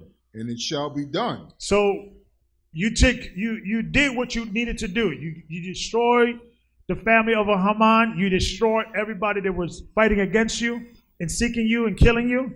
Now, what else you need? So he was down. He was hooked, right? He was whipped, as they say, right? What you want, boo? Whatever you need, boo. I got you. Say, well, let's do, I was thinking about this. Let me keep reading. Verse 13. Then said Esther, if it please the king, let it be granted to the Jews which are in Shushan to do tomorrow also, according unto this day, decree, and let Haman's 10 sons be hanged upon the gallows. Come on. And the king commanded it so to be done. Come on. And the decree was given at Shushan. Come on. And they hanged Haman's 10 sons. Come on. For the Jews that were in Shushan gathered themselves together on the 14th day, also of the month Adar. Come on. And slew 300 men at Shushan. Come on. But on the prey they laid not their hand. Come on. But the other Jews that were in the king's provinces gathered themselves together. Come on. And stood for their lives and had rest from the enemies. And they what? And had rest from their enemies. So when we resting on Tuesday night all the way to Thursday night is resting of all the slaying and killing that we did of our enemies. I need a break. My hands is cramping up. All the killing. Give me some water. My back hurts. I've been slaying people all day, right? So it was a rest. It was a fast. It was a feast and a rest. It's Shabbat. Let's read. And slew of their foes 70 and 5,000, but they laid not their hands on the prey. Come on. On the 13th day of the month Adar, and on the 14th day of the same, rested they. So they said we're gonna put a halt on all the killing for 2 days. So they had prisoners and captives and all that. We'll kill you in 2 days. I'm gonna rest. I'm gonna get some sleep and some rest because we're gonna continue all the killing. But today we're gonna feast, right? For 2 days. Let's read. Verse 17. And on the 13th day of the month Adar, and on the 14th day of the same, rested they, and made it a day of feasting and gladness. And gladness. Now, a lot of people will say, well, Elder, these feast days are not found in Leviticus. So we had a question if these feast days are, ordained by God and things of that nature. But when you look at the history, especially when you go into the book of, what's the other book? Not Sirach, the Jubilee. Thank you, Tawada. My brain is, it's going today. The book of Jubilee, when you go into the feast that it was established after something that happened to our forefathers. So we were the one that established those feast days, and then it was written in the what? The table in the heavens. So it wasn't the Most High that told us, these are the feast days. You will follow Abraham, Isaac, and Jacob, so forth, so on.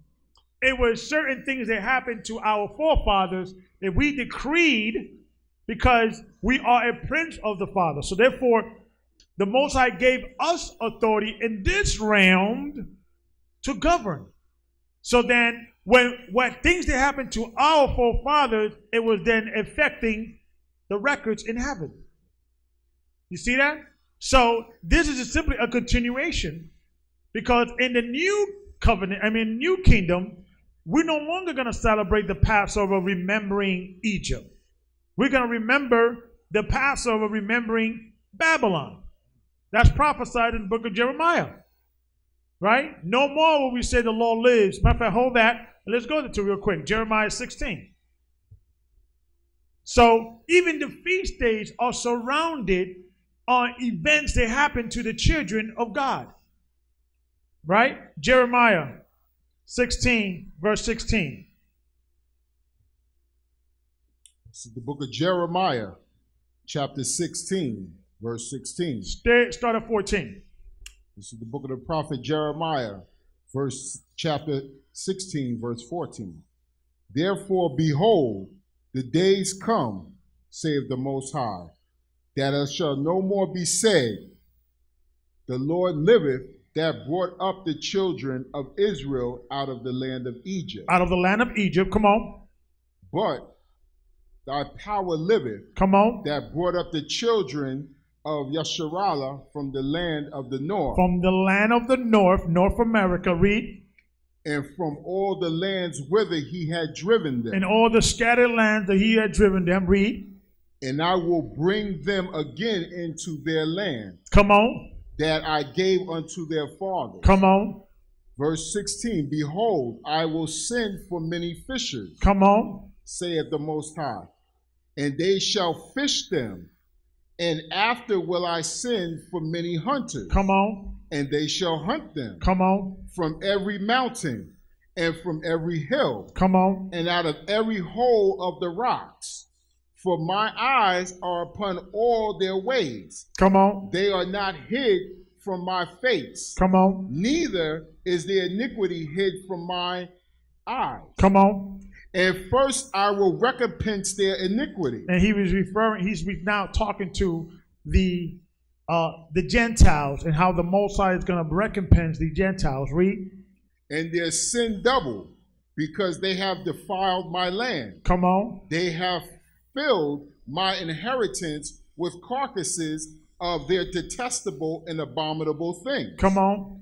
O Most High, thy power, my strength. My strength. And my fortress. And my fortress. And my refuge. And my refuge. In the day of affliction. On the day of affliction. So this is when we are being afflicted, not when we are in safety or we have been rescued, but when we have been scattered in the days of our affliction. Read. The Gentiles shall come unto thee from the ends of the earth. The Gentiles are going to come and say, you, God, chosen people. Read.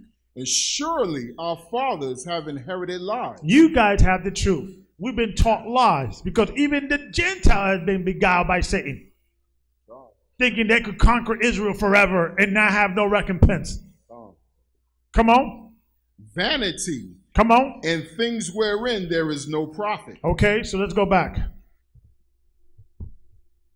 So even the feast days are determined and are recognized, and the Most High recognized them if we decreed it. Because it was Noah who decreed the first fruits. When he became a husbandman in the vineyard, he did a feast for the first fruits. It was also him when he divided the feast of Jubilee or the 4 seasons, the feast of the new moon, the new month. And it was written in the Heavenly Tabernacle. When you look into the book of Jubilee, it gives you all the feast days before Moses. So when the Mosai said, these are my feasts, it is my feast because the forefathers declare it, showing you the power that we have, the prestige that we have. You understand? The Most High said, okay, because these happened, these things were declared by righteous men. These are now my feast. Celebrating what happened to your forefathers. See that power? Okay, so that's the reason why when you go into the history, in particular the book of Esther and also the book of the Maccabees, we still ordain these feasts as being declared because the Most High declared them. Okay, because we had that power and righteously. So, at this point, we're not going to start, creating our own feast. In the day of Babylon, like, okay, we're going to create a feast when we got our first church. And, we're gonna use that power, that prestige when we get up out of here. You understand? When we are saved, now we could create a feast. When the temple are declared, and who knows, there may be a situation when the 104,000 gets marked. We may do a feast then in the kingdom, celebrating that. There may be new feasts celebrating things that happen to us now. You understand? So all that is a factor, because if the day that we got delivered by the north country and all the lands that we were scattered does not fall on the Passover date, what do you think we're going to be celebrating on that day, whatever that date is? You understand? In the same way, when you go into every single time the temple was built, we did a feast. So the feast of Hanukkah is actually something that goes back into the time of Moses. And we did that lesson before. Okay? When Moses did a feast, Solomon did a feast, Nehemiah and Ezra did a feast when they rebuilt the temple. Okay, so all these are and we kept it on the day they happened. Okay, so in the kingdom, we're going to be doing these things, but also it's going to be changed from the perspective of things that happen between past and present and future, right? So let's read. We're almost done. I know you guys are hungry. Come on, let's read. This is the book of Esther, chapter 9, verse 19. Come on. Therefore the Jews of the villages that dwelt in the unwalled towns, come on, made the 14th day of the month of Adar, come on, a day of gladness and feasting, come on, and a good day, come on, and sending portions to one another. And go to show you that's also a pattern that, we don't dwell with walls, unwalled villages. You notice that? That's part of our culture. Villages and neighbors, you could see your neighbor. Hey, Susan, put the window down. I can see you, You get some sugar? I need some sugar, That's our spirit. Our spirit is not to be living in major cities and buildings and all that hot cement, We're supposed to be village people, people of the ground, of not the village people, the sodomites. But, we're supposed to be dealing in communities, among ourselves. That's part of our spirit, Okay, let's read. Verse 20, and Mordecai wrote these things and sent letters unto all of the Jews that were in all the provinces of the king Ahasuerus. Come on. Both nigh and far. Come on. To establish this among them. Come on. That they should keep the 14th day of the month of Adar. And the 15th day of the same. Come on. Yearly. Every what?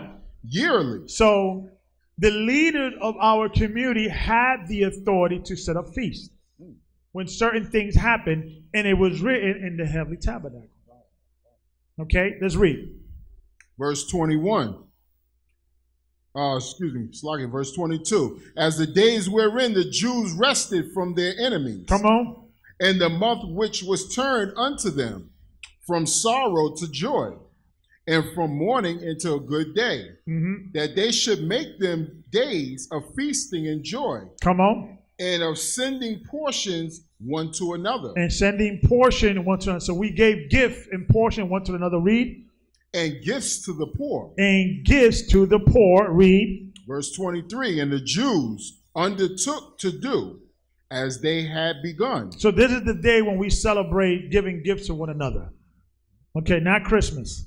Okay, so we have our feasts. We don't have to go out of our community, our culture, to have feast and have a good time. Let's read. And the Jews undertook to do as they had begun, and as Mordecai had written unto them.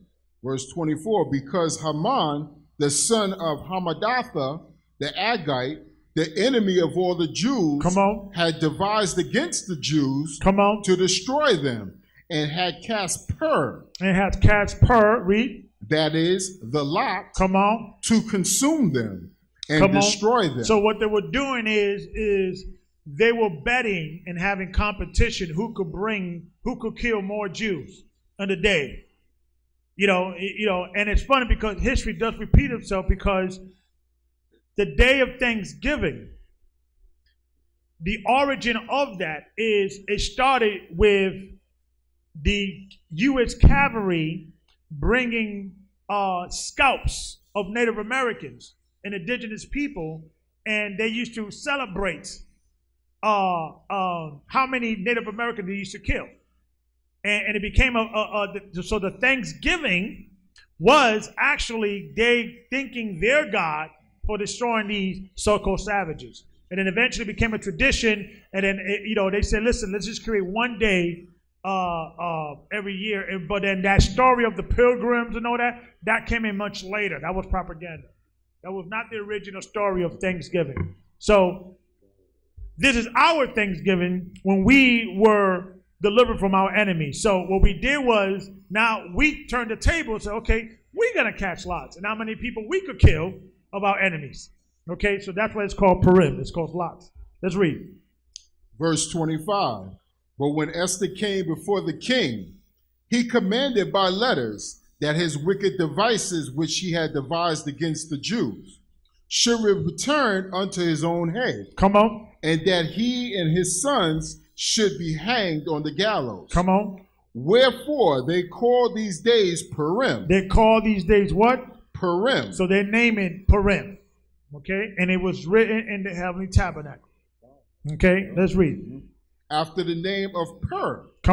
Therefore, for all the words of this letter. Now you know why we like to play dice so much. Because, it's our spirit, we should come up with some games in the Purim, catching lots. Come on, let's read.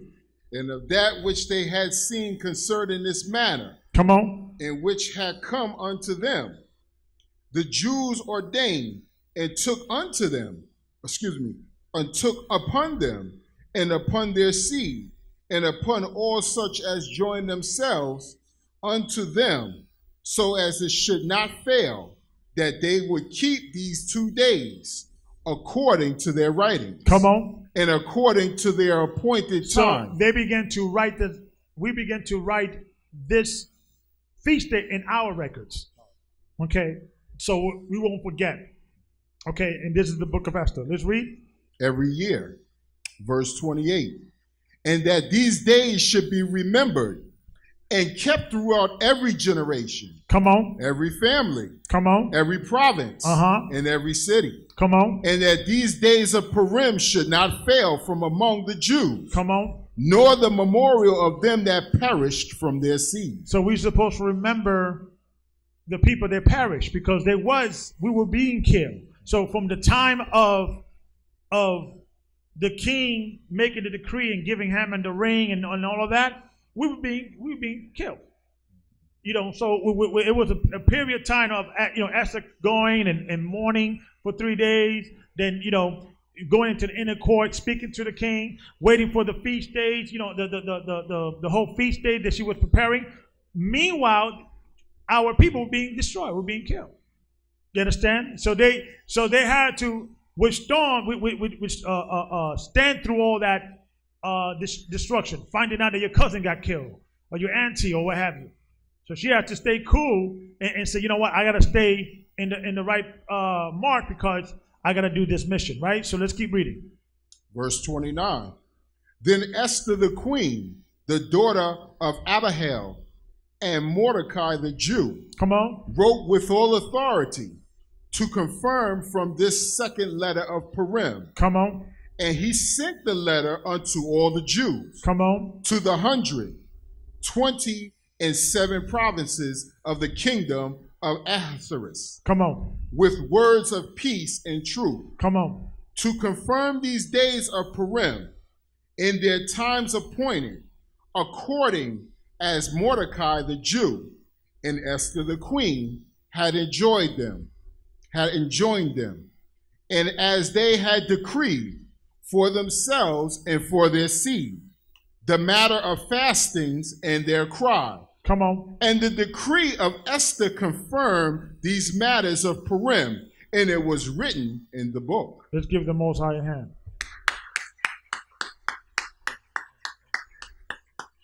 All praises. Okay. So, real quick, you notice that chapter 10 only has 1, 2, 3 verses. In the Apocrypha, it was cut off. So we're going to go into the actual reason why it got cut off. Let's just start at verse, you can read on your own, but let's just go into the Apocrypha straight, right? Let's just go into, I believe it's in chapter 12 of the book of Esther.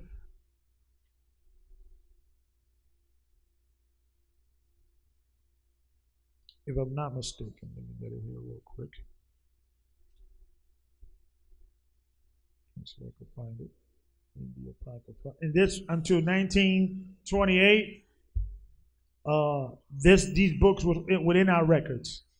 Okay, in the American circles. There's other churches throughout the world that still have these records, like the Ethiopic Church, the Alexandria Church, the Syriac churches. They still have these records because they did not agree with the Council of Chalcedonian.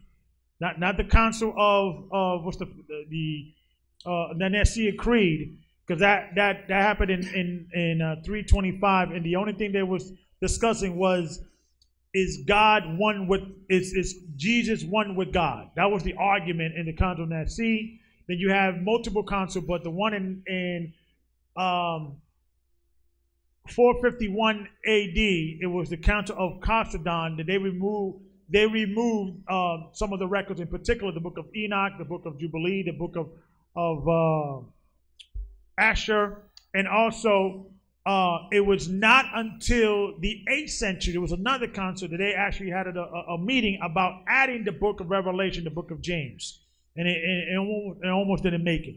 So we're not Roman Catholics, we're not Protestants, we're not Lutherans, we're none of them. We Hebrew Israelites, so these are our records. We will determine what records are ours or not the Gentiles, right?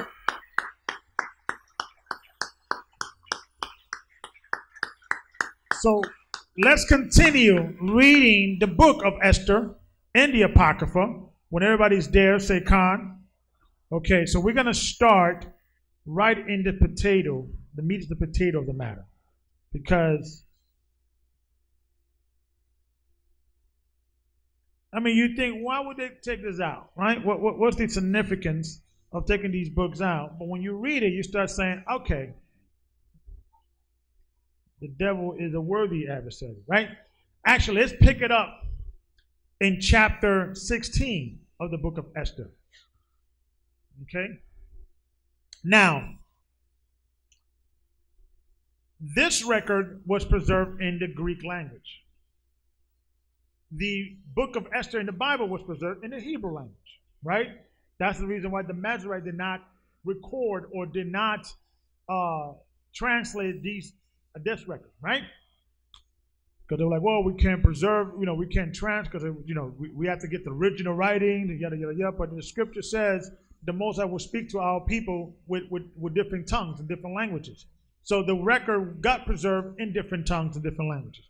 So this is something that happened very interesting, right? So let's read chapter 1, verse 1 of chapter 16. Let's just go straight to the So when you keep reading, it kind of continues the story, and then now it's kind of Mordecai in his leadership position, writing to the Jews across the provinces and kind of re-bringing the story again and why we should celebrate this, kind of giving the history, what happened and things of that nature. So it's something that he is just retouching and things like that. So a lot of stuff that we're reading is basically the letter that Mordecai sent to his people. So we already read the story, so we don't have to read that again. So, but I want to read 16 because he's picking up in the same story. So let's read.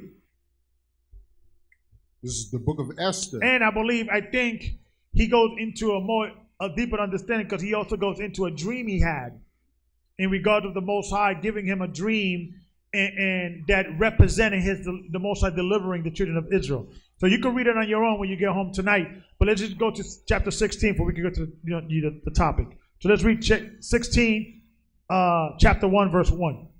Chapter 16, verse 1. Salaki. This is the book of Esther in the Apocrypha, chapter 16, verse 1.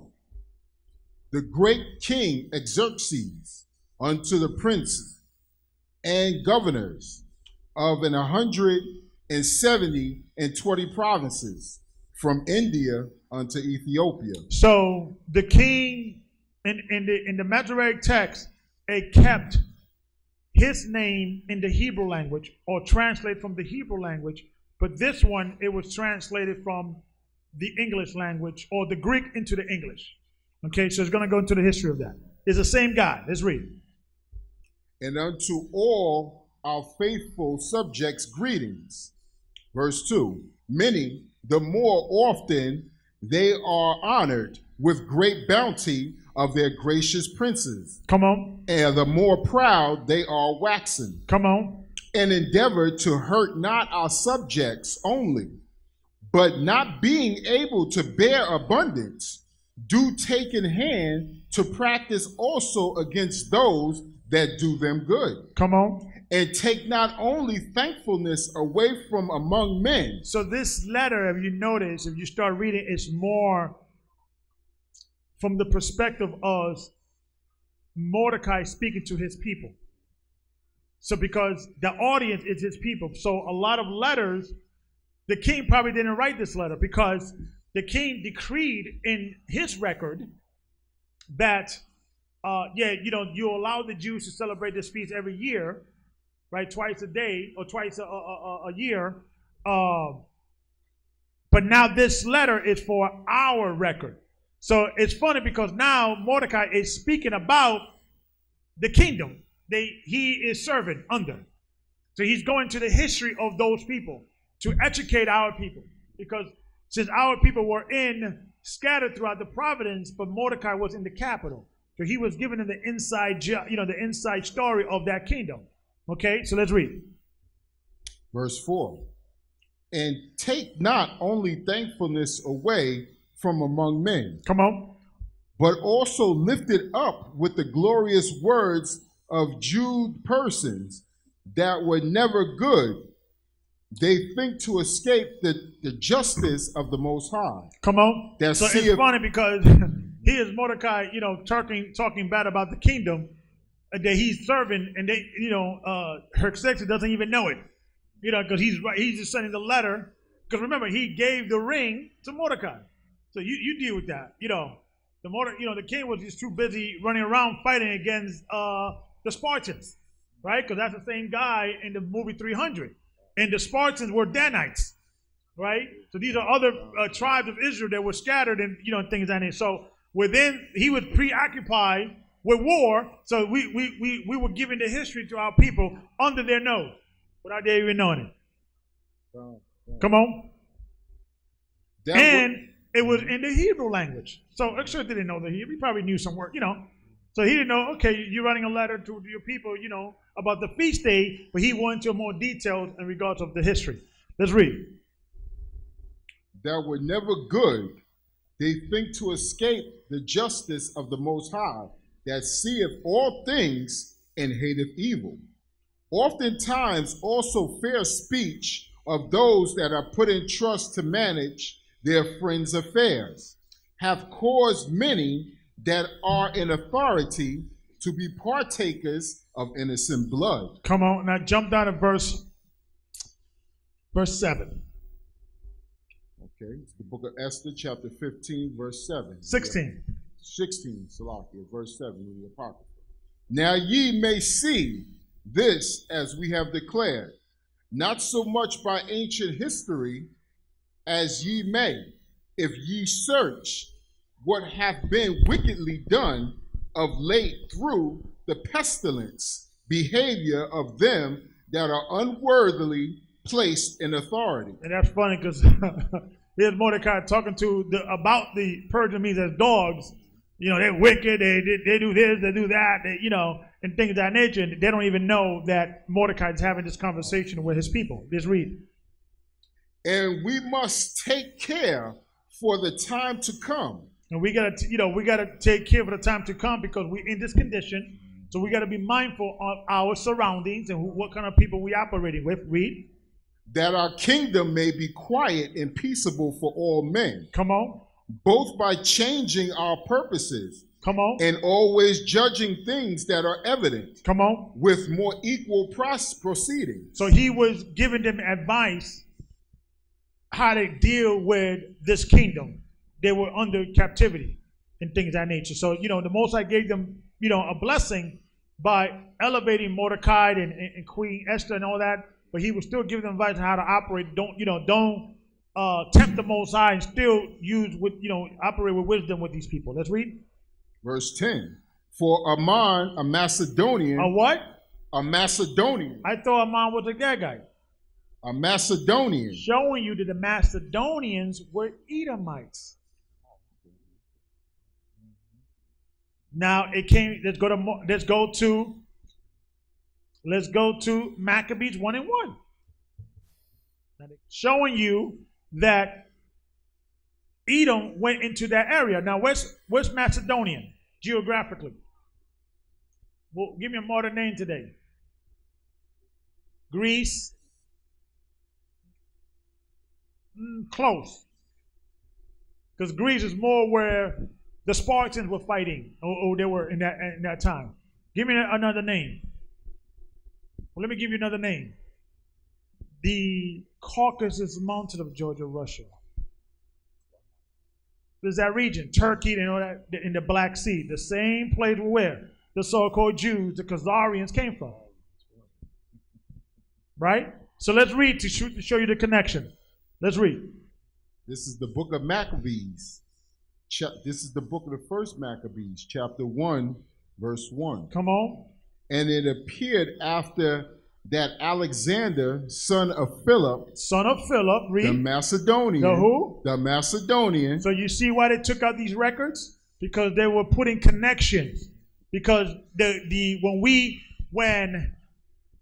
were speaking, when we were in Egypt and we were translating our records, the forefathers going to say, no one's going to remember who's a Gaggite. They just put the name what they are being called now. Showing you that we knew who were the Edomites, right? And when you go into the book of Maccabees, right, and we celebrate the book or the feast of Hanukkah, right? What were they? Let's go to chapter 4, the last verse, 61, right? Showing you that Antiochus Epiphanes was also an Edomite, and they knew it because he was one of the wicked root that came out of the four generals, the friends of who? Alexander the Macedonian, the Edomite. That's why they say they made a connection. Let's read.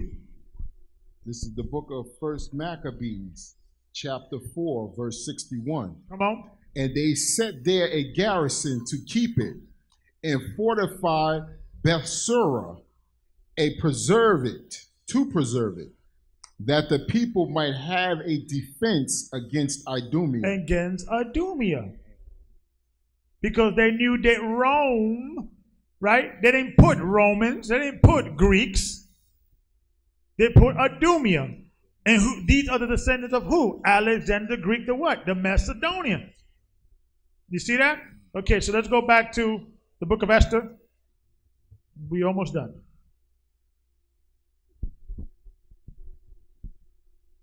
And this is the MO. That's why in the scripture says Esau will no longer hide among himself and among the nation. He hides himself. So he goes up the ranks and maneuvers because he understands that he is a cursed people. So he'll say, we are cursed, but we will return and build our own place and build up. Right? So let's keep reading. Chapter 16 of Esther and Apocrypha, verse 10. Let's read that again. Book of Esther, chapter 16, verse 10. And let's read. For Ammon, a Macedonian. A Macedonian, read. The son of Amadatha. Being indeed a stranger from the Persian blood. He was not a Persian. Right? Read. And far distance from our goodness. Come on. And as a stranger received of us. Come on. Has so far forth obtained the favor that we showed toward every nation. Come on. As that he was called our father. Come on. And was continually honored of all men. Come on.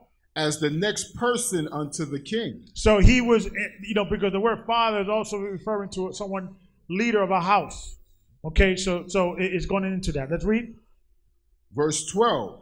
But he, not bearing his great dignity, went about to deprive us of our kingdom and life. Come on. Having by manifold and cunning deceits sought of us the destruction as well of Mordecai. Come on. Who saved our life. Come on. And continually procured our good. Come on. As also blameless Esther, partaker of our kingdom. Come on. With their whole nation. Come on. For by these means he thought. By these means he thought to do what? Finding us destitute of friends. To have translated the kingdom of the kingdom of what? Of the Persians. To the Macedonians. To the what? To the Macedonians. So he was plotting to take the kingdom from the Persian and the Medes to bring it back to the Macedonians. You see that? So keep reading. Verse 15. But we find that the Jews whom this wicked wretch had delivered to utter destruction. Come on. Are no evildoers. Come on. But live by most just laws. Now, people will say, okay, they will go into the history to showing you that if you got the Apocrypha and somebody's tell you, well, the Malachites, the Gagites, they were destroyed. But they were the Macedonians. Who are the Macedonians? The descendants of what? The people who established Rome. Are the Romans, are they still destroyed? Do we still see Romans today? Where did Romans conquer? What happened to the Romans? Well, they established the 10 horns and the 10 provinces in Europe, and then 3 went to them. See how there's a simple book taken out can cut the connection between the European forces and the Edomites in the Bible. Okay, let's read. Verse 16. And that they be children of the Most High, and most mightily by living of the power, who hath ordered the kingdom both unto us. Come on. And to our progenitors. Come on. In the most excellent manner. Come on. Wherefore ye shall do well not to put in execution the letters sent unto you by Ammon, the son of Amadatha. So don't worry about that letter that's been sent out. Let's read. Verse 18.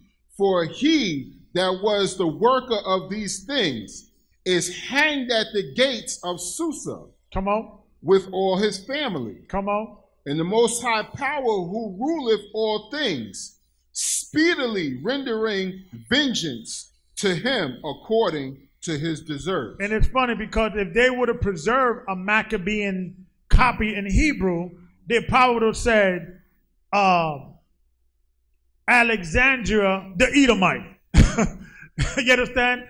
But because they preserve it from the perspective of the Macedonians, people don't make the connection. But all you got to do is go to the book of Esther in the Bible and the book of Esther in the Apocrypha. There you go. Let's read. Verse 19.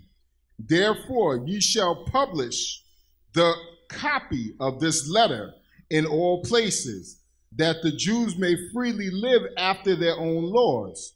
And ye shall abide them, that even the same day, being the 13th day of the 12th month of Adar, come on, they may be avenged on them, who in the time of their affliction shall set upon them.